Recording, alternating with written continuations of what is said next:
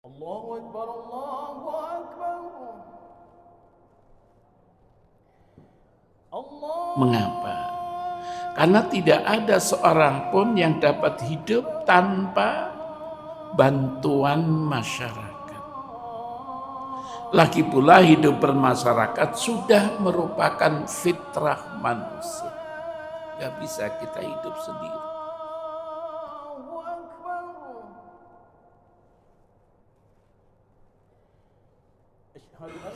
Assalamualaikum warahmatullahi wabarakatuh. Alhamdulillah nahmaduhu wa nasta'inuhu wa nastaghfiruh wa na'udzu billahi min syururi anfusina wa min sayyiati a'malina. May yahdihillahu fala mudilla lahu wa may yudlil fala hadiyalah. Asyhadu an la ilaha illallah wahdahu la syarika lah wa asyhadu anna Muhammadan abduhu wa rasuluh. Allahumma salli wa sallim ala Muhammad wa ala alihi wa sahbihi ajma'in, amma ba'd. Bapak-bapak, ibu-ibu sidang jamaah salat subuh kaum muslimin dan para pendengar yang dimuliakan Allah, marilah kita tidak ada henti-hentinya memanjatkan puji syukur kehadirat Allah Subhanahu wa Ta'ala atas limpahan rahmat, karunia dan hidayahnya, sehingga sampai pagi hari ini kita masih diberi kekuatan dan kesehatan oleh Allah sehingga kita dapat melaksanakan ibadah. Kita berharap dan berdoa mudah-mudahan ibadah kita diterima oleh Allah Subhanahu wa Ta'ala dan dicatat merupakan amal yang soleh insyaallah. Kita simak sebuah hadis Rasulullah sallallahu alaihi wasallam, haqqul muslimi 'alal muslim khamsun. Kewajiban seorang muslim terhadap orang muslim lainnya ada 5. Pertama, Rasulullah mengatakan raddus salam, yaitu menjawab salam. Kedua, Rasulullah mengatakan wa'iyadatul marid. Yang kedua adalah mengunjungi orang yang sakit. Yang ketiga, Rasulullah sallallahu alaihi wasallam bersabda wattiba' al-janaiz, yaitu mengikuti jenazah, artinya mengantarkan jenazah ke kubur. Yang keempat, Rasulullah mengatakan wa ijabatud da'wah, yaitu mengabulkan undangan. Yang kelima, Rasulullah mengatakan wa tasmitul atish, yaitu orang yang bersin kita mendoakan kepada orang yang bersin. Rawahul khamsah, hadis diriwayatkan oleh rawi yang 5. Dalam sebuah hadis yang lain, Rasulullah mengatakan haqqul muslimi 'alal muslimi sittun. Kewajiban orang Islam terhadap orang Islam lainnya ada 6, kata Rasulullah. Idza laqitahu fasallim alaihi.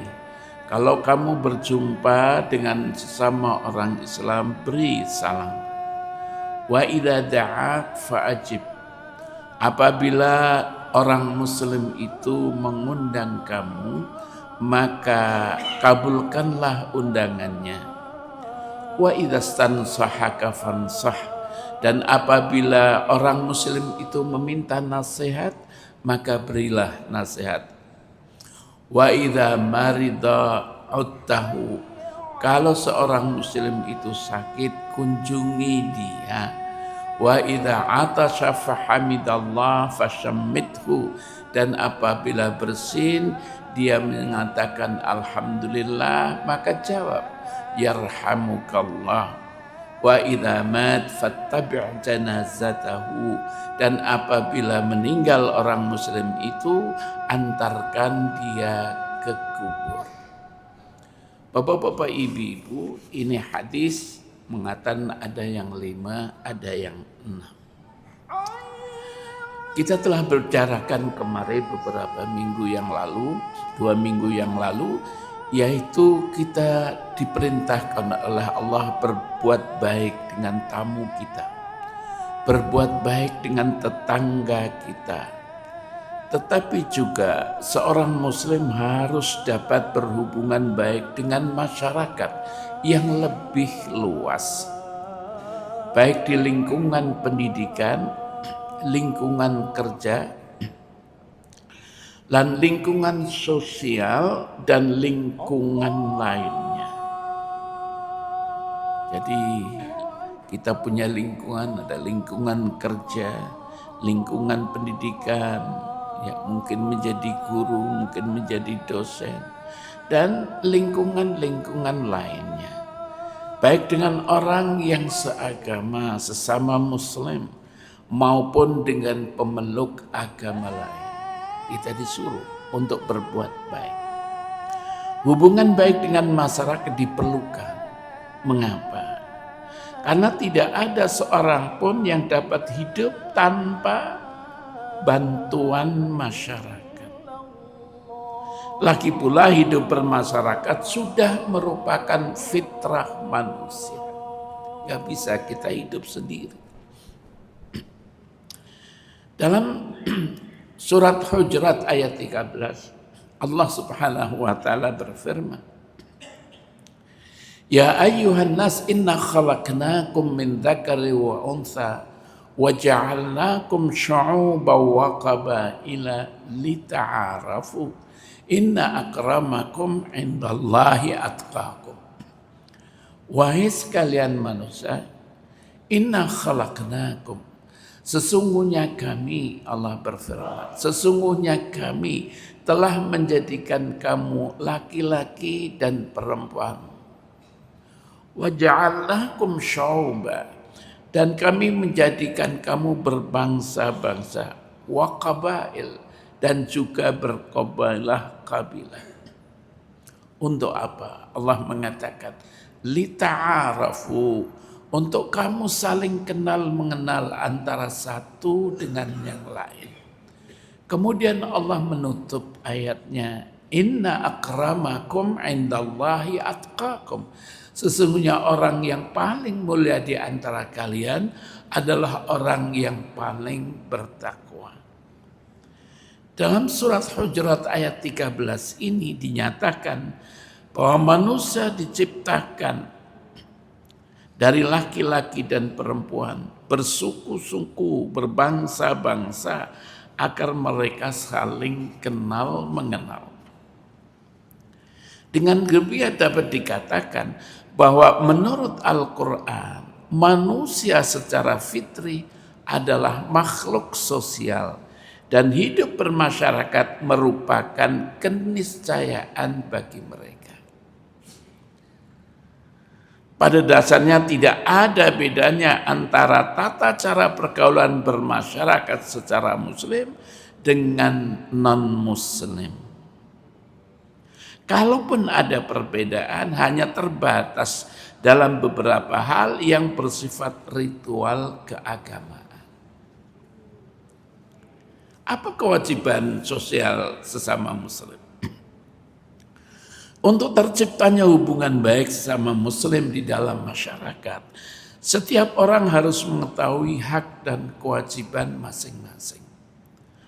Apa hak dan kewajiban masing-masing? Rasulullah bersabda tadi, kewajiban seorang muslim terhadap muslim lainnya ada 5, yaitu menjawab salam.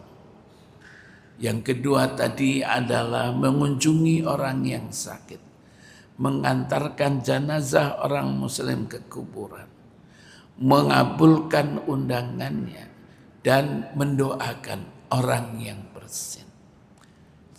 Lain riwayat tadi ada 6. Pertama adalah menjawab salam. Apabila seorang muslim berjumpa dengan sesama muslim, sampaikan salam. Dalam hadis yang lain tadi dikatakan dalaqitahu fasallim alaih. Apabila kamu berjumpa sesama orang Islam, beri salam. Salam di dalam Islam mempunyai 2 nilai filosofi. Filosofi yang pertama, Orang yang memberikan salam itu adalah mendoakan. Jadi menyampaikan salam, memberikan salam itu artinya mendoakan. Ketika kita mengatakan assalamualaikum, sesungguhnya kita mendoakan kepada saudara kita. Salam sejahtera. Alaikum, mudah-mudahan dilimpahkan kepada kalian. Dijawab oleh kita, waalaikumsalam warahmatullahi wabarakatuh. Mudah-mudahan kedamaian, kesejahteraan juga dilimpahkan kepada Anda. Begitu berkahnya disampaikan. Ya. Sehingga di dalam ayat Al-Quran disebutkan, wa idha huyitum bitahiyatin fahayyu bi ahsana minha aw rudduha. Apabila kamu diberi salam, diberi tahiyah, diberi kehormatan dengan salam, fahayyu bi ahsana minha, maka beri salamlah, jawablah salam itu dengan yang lebih baik. Ya, jawab salam dan sampaikan salam itu yang lebih baik. Kalau teman kita mengatakan assalamualaikum, paling tidak kita mengatakan waalaikumsalam. Atau jawab yang lebih baik, waalaikumsalam warahmatullahi wabarakatuh. Sampai. Bapak-bapak, ibu-ibu memberi salam. Yang kedua, nilai filosofilnya adalah orang yang memberi salam sesungguhnya adalah orang itu di samping mendoakan, orang itu ingin menebarkan perdamaian di tengah-tengah masyarakat, di dalam pergaulan. Ya, mudah-mudahan kedamaian, kesejahteraan, kebahagiaan dilimpahkan kepada Anda. Kan tidak ada orang menjadi salam mau berkelahi, enggak ada. Bahkan orang yang tadinya tidak enak di dalam hatinya, setelah memberi salam lantas cair hatinya, nggak ada lagi dendam, nggak ada lagi permusuhan, karena sudah memberikan salam. Yang kedua di dalam hadis tersebut di atas adalah mengunjungi orang yang sakit. Suatu kebahagiaan bagi orang yang sakit, apalagi dikunjungi oleh teman-temannya. Senang, ya Allah, teman saya masih mengunjungi, saudara saya masih mengunjungi. Terima kasih atas kunjungannya. Orang yang mengunjungi orang yang sakit dalam hadis yang lain dikatakan toba mamsyak, toba mamsyak, toba mamsyak. Baik sekali langkahmu, baik sekali langkahmu, baik sekali langkahmu. Rasulullah mengatakan begitu. Apa ya Rasulullah yang baik langkahnya itu? Adalah orang yang mengunjungi orang yang sakit. Alhamdulillah di tengah-tengah kehidupan kita masih berjalan dengan baik. Bahkan di tengah-tengah masyarakat, ayo teman kita di rumah sakit, ayo sama-sama kita kunjungi. Tapi jangan sampai merepotkan, jangan sampai lama-lama sehingga orang sakit itu menjadi susah dia, nanti menjadi tambah sakit lagi. Datang mendoakan dan memberikan bantuan. Ya, bantuan bukan hanya fisik saja, tapi bantuan yang lain. Mungkin obat, mungkin apa yang bisa dibantu kepada orang yang sakit. Orang yang sakit merasa gembira. Dan di samping kita mendoakan kepada orang yang sakit, ini kadang-kadang lupa. Minta juga kita didoakan oleh dia. Doakan ya, saya juga ya. Orang yang sakit, yang sedang begitu, doanya insya Allah kabul. Insya Allah terkabul doanya. Doakan ya Pak, Bapak mudah-mudahan cepat sembuh. Doakan kami. Bapak-bapak, ibu-ibu, ya. Kemudian dalam mengunjungi orang yang sakit ini ada sebuah hadis qudsi. Innallaha azza wa jalla yaqul, sesungguhnya Allah yang maha agung berfirman, yaumal qiyamah, nanti pada hari kiamat. Yabna Adam, Wahai anak Adam, wahai manusia, maridtu falam ta'udni. Aku sakit. Kenapa kamu tidak mengunjungi aku? Kata Allah. Kemudian orang manusia mengatakan, ya Rabbi, kaifa a'uduka wa anta rabbul alamin. Bagaimana saya mengunjungi engkau ya Allah, sedangkan engkau adalah Tuhan semesta alam ini. Kemudian Allah berfirman, amma alimta, bukankah kamu tahu, anna abdi fulan marida falam ta'udhu. Bukankah kau tahu bahwa hambaku si fulan marida, sakit, falam ta'udhu. Kenapa kamu tidak mengunjungi dia? Amma alimta law'utahu lawajadtani indah.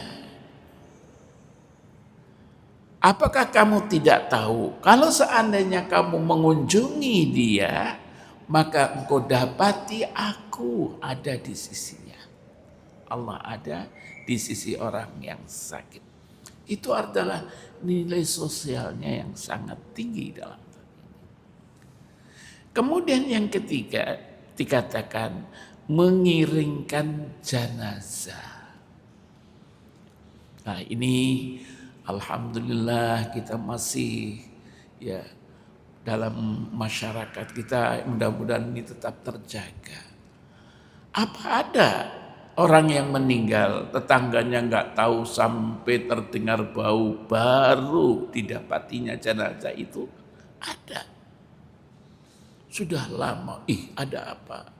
Tahu-tahu tertutup rumahnya, dibuka, Masya Allah. Penghuni rumahnya sudah meninggal. Tetangga tidak tahu. Nah ini terjadi. Karena apa? Karena hidup ini, minta maaf, hidup sudah nafsi-nafsi, egois, nggak peduli antara tetangga yang satu dengan tetangga yang lain, nggak peduli dia. Ada apa? Nggak tahu tetangganya, sehingga mati pun tidak ada orang tahu. Ya Allah, mudah-mudahan tidak terjadi hal ini di tengah-tengah masyarakat kita. Mudah-mudahan. Karena itu Rasulullah Shallallahu Alaihi Wasallam memberikan penghargaan yang besar terhadap orang yang mengiringkan jenazah ke kubur. Rasulullah mengatakan, man syahidal jenazah, barang siapa yang menjumpai jenazah, datang dia ketika tetangganya atau di saudara kita ada orang meninggal, hatta yusalli alaiha, sehingga dia bisa mensolati jenazah itu, falahu qirat, maka baginya mempunyai 1 qirat. Dia mendapatkan 1 qirat. Faman syahidaha hatta tudfan falahu qiratan. Barang siapa yang menyaksikan jenazah hatta tudfan, sehingga jenazah itu dikebumikan di dalam kubur, falahu qiratan, maka dia mendapatkan 2 qirat. Kemudian Rasulullah ditanya, wa mal qiratan, apa 2 qirat itu ya Rasulullah? Qal mislal jabalainil azimain, seumpama semisal 2 gunung yang besar. Dikatakan seperti 2 gunung Uhud yang besar di Madinah itu dari emas, dalam sebuah riwayat dari emas. Ini artinya apa? Artinya begitu nilai sosialnya sangat tinggi, nilai hubungan masyarakat sangat tinggi, sosial sangat tinggi. Ayo antar jenazah saudara kita ke kubur. Hadis diriwayatkan oleh Imam Bukhari, hadis diriwayatkan oleh Imam Muslim.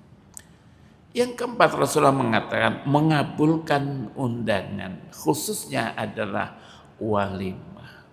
Sebetulnya undangan ini adalah ini minta maaf dalam kehidupan sosial. Mungkin pengurus masjid mengundang masyarakat. Nanti kita rapat musyawarah di masjid habis isya. Maka bagi anggota masyarakat terpanggil, ini undangan, kita datang dong. Kenapa? Akan membahas hal-hal untuk kepentingan kita sendiri, hidup di tengah-tengah masyarakat ini. Kepala sekolah mengundang kita, mengundang wali murid, mengundang orang tua untuk hadir rapat wali murid, datang. Jangan sampai ini minta maaf. Anaknya sudah dididik, anaknya diajari ilmu, sampai hati tidak mau datang, tidak mau mendatangi undangannya, rapatnya. Padahal ketika rapat, ketika musyawarah, membicarakan hal-hal untuk kepentingan anak-anak kita juga. Gak hadir, ya Allah, harusnya hadir. Malahan pembantunya yang disuruh, kamu datang ya sana. Kenapa harus begitu? Kita hadir, menyatakan penghormatan kepada guru. Nah, dalam hal ini memang khususnya adalah walimah. Khususnya lagi adalah walimah pengantin. Rasulullah mengatakan, idza du'iya ahadukum ila walimatin falyatiha. Apabila salah seorang di antara kalian diundang untuk walimah, falyatiha, maka datangi walimah itu. Kecuali ada keperluan yang memang tidak bisa menghadirinya, minta maaf. Karena apa? Karena orang yang mengundang itu senang apabila kita menghadiri undangan. Hadis diriwayatkan oleh Imam Bukhari dan juga oleh Imam Muslim. Selanjutnya adalah menyauti orang yang bersin. Idza atasa ahadukum falyaqul alhamdulillah. Apabila salah seorang di antara kalian itu bersin, falyaqul alhamdulillah. Katakan alhamdulillah. Falyaqul lahu akhuhu aw sahibuhu yarhamukallah. Dan hendaklah saudaranya tadi yang mendengar atau temannya yang mendengar mengatakan yarhamukallah. Fa idza qala lahu yarhamukallah, apabila orang yang bersin mengatakan, saudara tadi mengatakan yarhamukallah, falyaqul lahu akhuhu, kemudian menjawab yahdikumullah wa yuslih balakum. Semuanya itu adalah doa. Ketika kita bercanda, aduh, alhamdulillah nyaman semua kita kalau sudah bersih. Alhamdulillah, segala puji bagi Allah, masih sehat, alhamdulillah. Alhamdulillah. Kemudian saudaranya mengatakan, yang mendengar mengatakan yarhamukallah. Mudah-mudahan Allah memberikan rahmat kepadamu.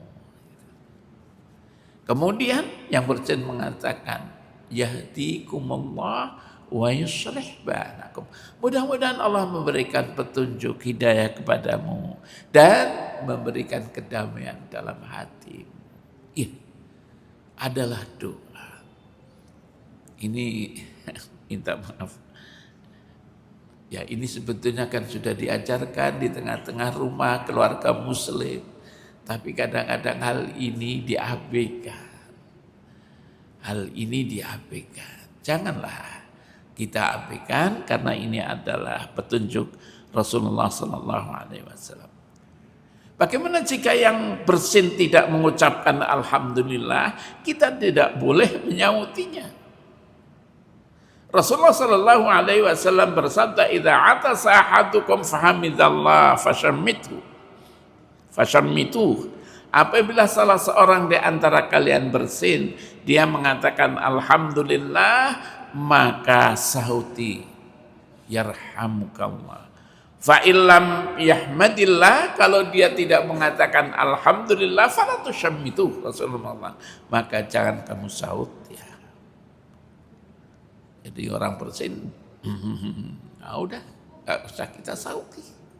Rasulullah bersabda, rawahu Muslim, hadis diriwayatkan oleh Imam Muslim. Dalam ajaran agama, di tengah-tengah masyarakat juga diajarkan toleransi. Ya.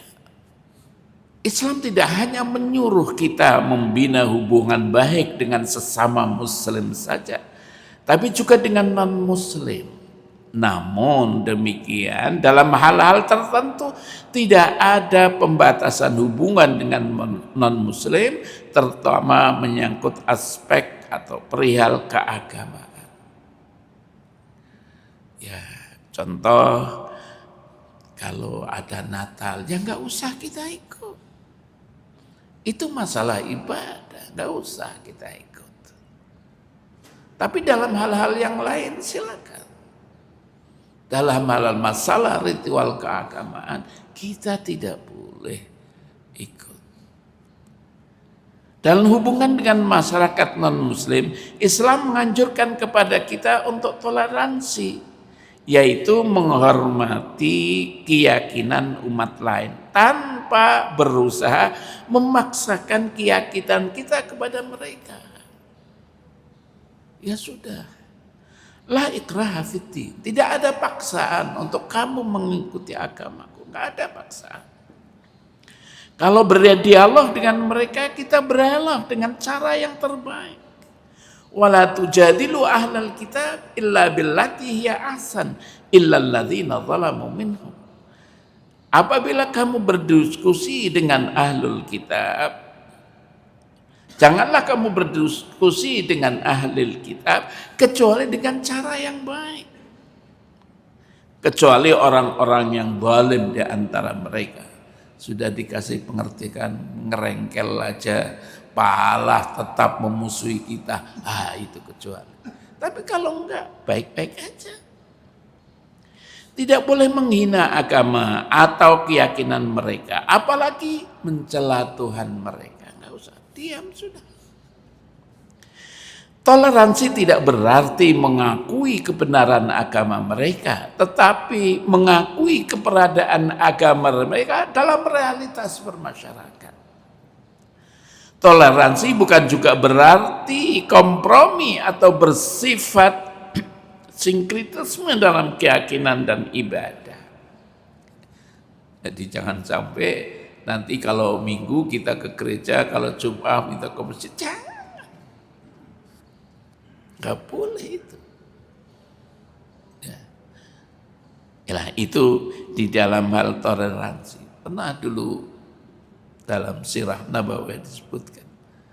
Karena saking palaknya orang-orang jahiliyah, orang kafir, orang-orang musyrik, minta kepada Rasulullah, ya Rasulullah, sudahlah, kamu itu nggak usah berdakwah.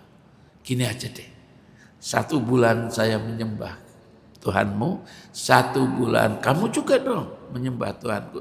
Seolah-olah itu kompromi yang baik. Tapi Allah menjawab, Qul ya ayyuhal kafirun la a'budu ma ta'budun.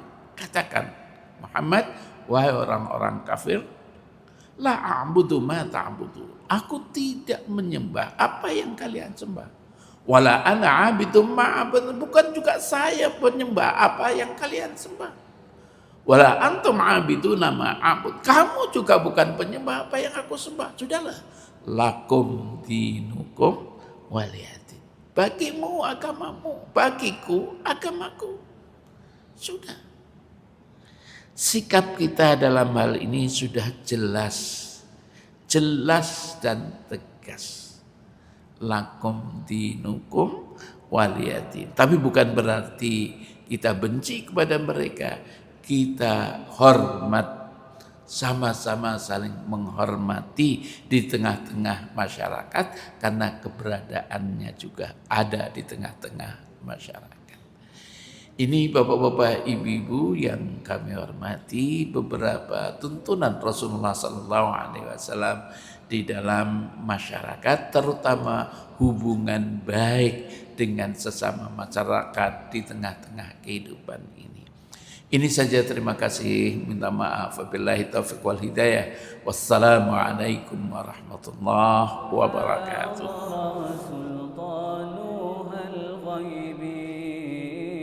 أنت إمام الحاضرات